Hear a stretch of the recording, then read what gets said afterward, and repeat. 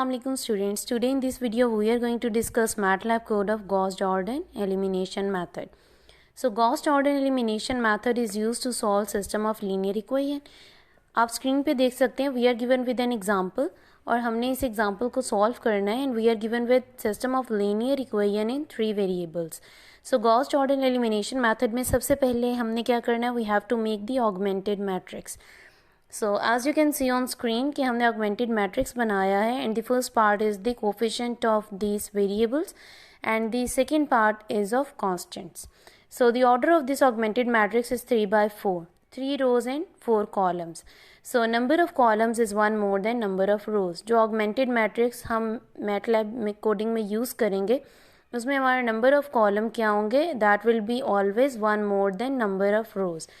So method of solution में जब आपने ये ऑगमेंटेड मैट्रिक्स बना लिया तो इसके बाद हम क्या करते हैं इसको रिड्यूस एचेलॉन फॉर्म में लाते हैं.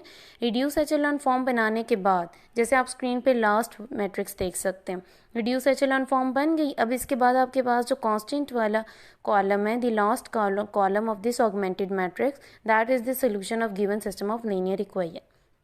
Like here we have 3, 1, -2. So these are the solution of system of linear equation. अब इसी तरह से हमने मैटलैब कोड बनाना है. First of all what we have to do we will take the augmented matrix as an input और फिर हम उस ऑगमेंटेड मैट्रिक्स को रिड्यूस एचेलॉन की फॉर्म में लाएंगे और उसके बाद हम उसका लास्ट कॉलम जस्ट पिक करेंगे because we are having solution in last column. Last column हम पिक कर लेंगे और वो आपका क्या होगा solution of given system of linear equation. So let's write the code now. Okay, firstly we have to make a new file and Gauss-Jordan के लिए मैं इसको GJ के नाम से बना लेते हैं. सो फर्स्ट ऑफ ऑल हमें पता होना चाहिए कि सिस्टम ऑफ लीनियर इक्वेशन जो भी हमें गिवन है उसमें ऑगमेंटेड मैट्रिक्स का ऑर्डर क्या होगा और how many unknown variables are there.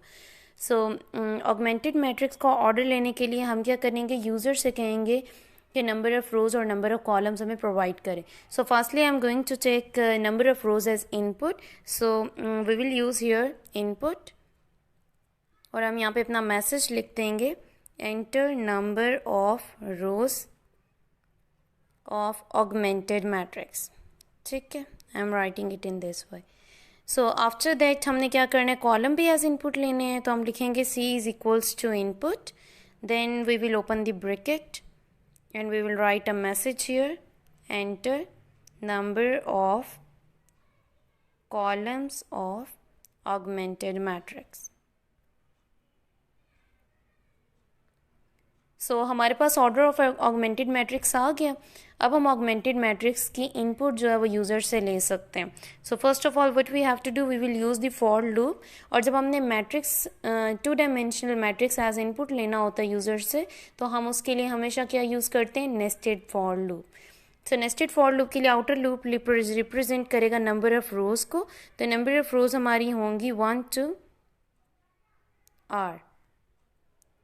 And then for number of columns I am taking the looping variable j और ये भी क्या होगा हमारे पास 1 to c because number of columns are in c and number of rows are in r.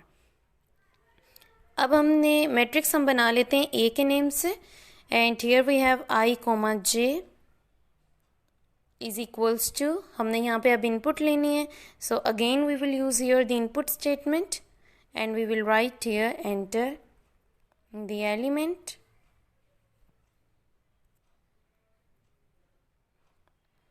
and again it.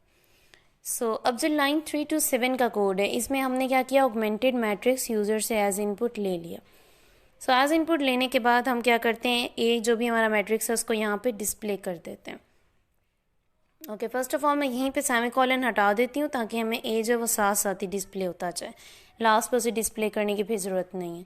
Okay, इसके बाद next क्या है कि we have to find the reduce echelon form of this given matrix that is the augmented matrix. तो मैं इधर variable लिख रही हूँ आर जिसमें हमारे पास क्या आएगा रिड्यूस्ड एचेलॉन फॉर्म में आ जाएगा मैट्रिक्स. सो RREF ये हमारा बिल्ट इन फंक्शन है और इस बिल्ट इन फंक्शन को हमने देना होता है मैट्रिक्स और ये उस मैट्रिक्स की क्या करता है, रिड्यूस एचेलॉन फॉर्म फाइंड करता है।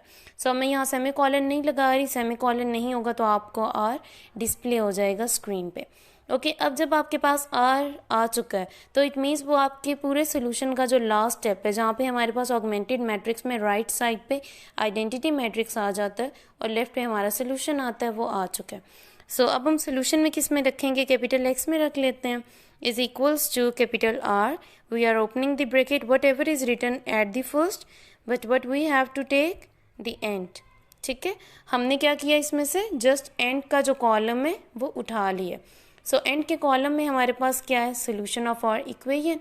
अब हम इसको रन करेंगे और रन करके अब हम इसको एज इनपुट वो वाली एलिमेंट्स देंगे जो मैंने आपको एग्जांपल स्टार्ट में स्क्रीन पे दिखाई थी और फिर हम उसके रूट से इसको मैच करेंगे कि whether we are getting that answer और नॉट।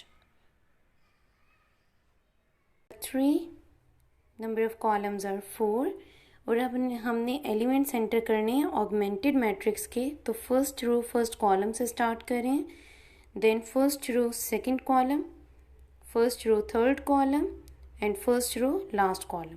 अब आप साथ साथ देख सकते हैं कि ए हमारे पास फिल होता गया है। अब हम सेकंड रो पे आते हैं, second row elements are 2, then 7, again 7, then -1। अब सेकेंड रो भी फिल हो चुकी है, अब हमने लास्ट रो फिल करनी है। We have 2, then we have 5, then again 2 and then we have 7।